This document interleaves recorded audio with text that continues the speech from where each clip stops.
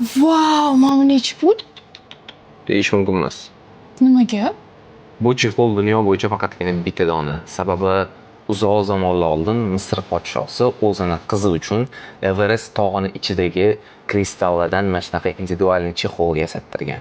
Lekin afsuski, u shoh qizi voqea olamdan o'tib qolgan va uzoq vaqtlardan beri bu chexol saqlanib kelinadi. Narxi narxi nechi pul olaman?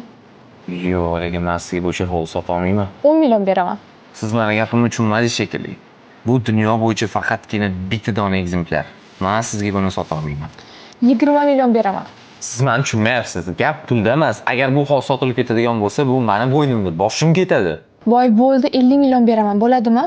To'g'risini aytsam, o'zingizlar malikaga o'xshab ketarkansiz bor. U sizga ham idealni yarashadi-yu, faqat sizga sotsam katta muammo bo'ladi demanga.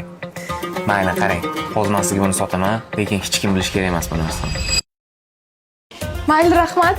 Qarang, lekin hech kim bilmasin.